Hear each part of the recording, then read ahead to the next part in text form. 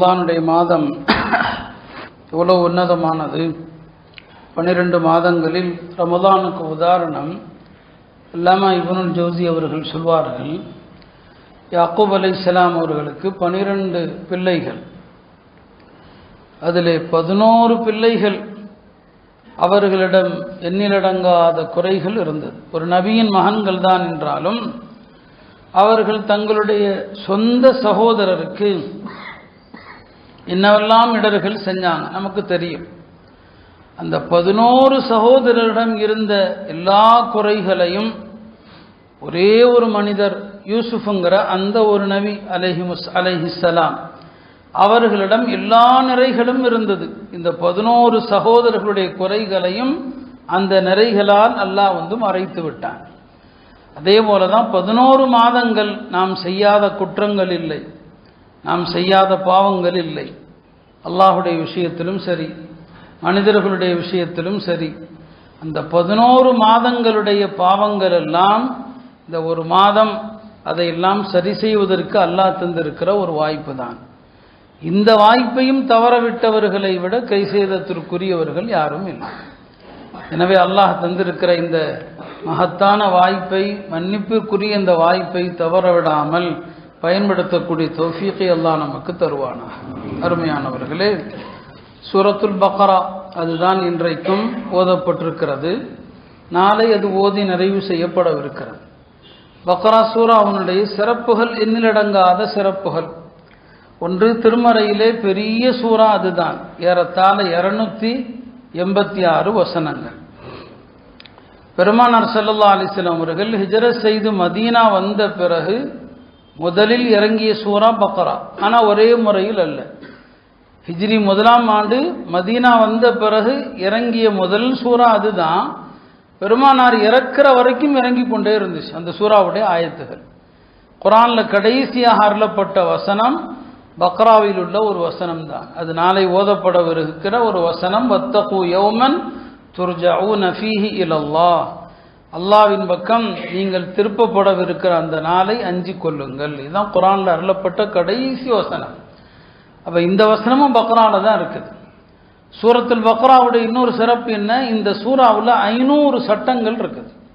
500 சட்டங்கள். இஸ்லாத்தினுடைய எல்லா கடமைகளும் சட்டங்களும் பக்ரால இருக்குது. இஸ்லாத்தினுடைய 5 தூண்கள் இருக்கு இல்லையா, ஏகத்தும் கலிமா இந்த சூறால இருக்குது. தொழுக அகீமுஸ்ஸலா இந்த சூறால இருக்குது. ஜகாத் ஆத்து ஜகாத் இது என்னங்க இந்த சூறால இருக்குது. நோன்பை பற்றி இந்த சூறால தான் சொல்றான். குதிபா அலைக்குமுஸ் ஸியாம், உங்கள் மீது நோன்பு கடமையாக்கப்பட்டிருக்குது. ஹஜ் இந்த சூறால இருக்கு. அத்திமுல் ஹஜ்ஜ வல் உம்ரத லில்லாஹ், அல்லாஹ்வுக்காக ஹஜ்ஜை உம்ராவை நிறைவேற்றுங்கள். ஹஜ்ஜினுடைய எல்லா சட்டமும், அரஃபாத்தில் தங்குறது இந்த சூறால இருக்குது. முஸ்தலிஃபால தங்குறது இந்த சூறால இருக்குது. கல்லறிகிறது பக்ரால சொல்லப்படுது. அதனால தான் பெருமானார் ஸல்லல்லாஹு அலைஹி வஸல்லம் அவர்கள் இப்னு மஸ்ஊத் ரலியல்லாஹு அன்ஹு அவர்கள் இனால கல்லறியும் போது இப்படி தான் கல்லறிவாங்க. இந்த இடத்தில் தான் யாருக்கு சூரத்துல் பக்ரா அருளப்பட்டதோ அவர்கள் கல்லறிந்தார்கள். ஏன் பக்ரா சூரா அருளப்பட்டதுன்னு சொன்னாங்க? பக்ரால தான் கல்லறியதை பற்றியும் வருது. அப்போ இந்த சூறால இஸ்லாத்தின் 5 கடமையும் வருது. தொழுக, ஜகாத்து, ஹஜ்ஜு, நோன்பு எல்லாம் வருது. இந்த சூறால வியாபாரத்தை பற்றியும் வருது.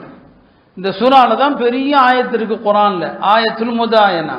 வியாபாரத்தில் பொருளை வாங்கிட்டோம், காசு கொடுக்கல, கடன் ஒப்பந்தம் எழுதுறத பற்றி அல்லாஹ் சொல்றான். வியாபாரத்தை பற்றி இந்த சூறால இருக்குது. அஹ்லாக்குங்கிற குணத்தை பற்றி இந்த சூறால இருக்குது. குடும்பவியல் இருக்குது. எப்படி நிக்கா செய்யணும், நிக்காஹில் பிரச்சனை வந்தா எப்படி சமாதானம் பண்ணணும், சமாதானம் பிரச்சனை சரியாகல எப்படி தலாக் சொல்லணும் இந்த சூறால இருக்க. தலாக்கு மர்ரத்தான், எப்படி ஒரு தலாக் எப்படி சொல்றது, 2 தலாக் எப்படி சொல்றது, 3வது தலாக் சொன்னா என்ன சட்டம், கணவன் இறந்து விட்டால் அந்த மனைவி கடைபிடிக்க வேண்டிய இத்தா. அல்லாஹ் அக்பர். இந்த சூறால சொல்லப்படாத சட்டமே கிடையாது. அப்படியானால் பக்ரா சூரா அது இஸ்லாமிய அரசியல் சாசன நூல். அது ஒவ்வொரு நாட்டுக்கும் அரசியல் சாசன சட்டம் வச்சிருக்கிற மாதிரி இந்த பக்ரா சூரா என்பது இஸ்லாமிய அரசியல் சாசனம். எல்லாமே இருக்குது இந்த சூறால. அதுதான் இந்த சூறாவுக்குரிய ஒரு தனி சிறப்பு. குர்ஆன்ல சிறந்த சூறா எது? பெருமானார் சொன்னாங்க பக்ரா தான். குர்ஆன்ல சிறந்த ஆயத்து எது? ஆயத்துல் குர்சி. குர்ஆன்ல சிறந்த ஆயத்து எது? ஆயத்துல் குர்சி தான். ஒரு முறை நபி ஸல்லல்லாஹு அலைஹி வஸல்லம் உபய் இப்னு காப்ட்ட கேட்டாங்க. சில நேரங்களில் தோழர்களை சோதிப்பாங்க. உபய் இப்னு காப் சஹாபாக்களில் பெரிய காரி. அவர்கிட்ட கேட்டாங்க குர்ஆன்லயே ஆக சிறந்த வசனம் எதுன்னு சொல்லி. அவர் உடனே சொன்னார் ஆயத்துல் குர்சின்னு சொல்லி. அவருடைய ஆய்வில் தான் சொன்னார்.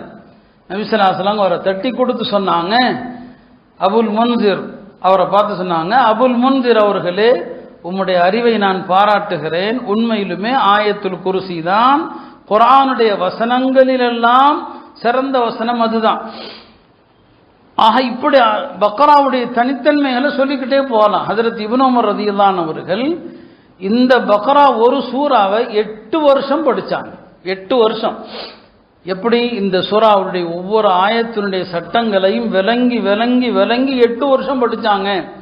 சில அறிவிப்புகளில் எப்போ பக்ராவை முழுசாக விளங்கி படித்து முடிச்சுட்டாங்களோ எல்லாருக்கும் ஒரு மாட்டை அறுத்து விருந்தும் போட்டாங்க. இந்த சூறாவே மாடு தானே, ஏன் மாடு அப்படின்னு வருச்சுங்கிறத நான் அதை கடைசியாக சொல்கிறேன்.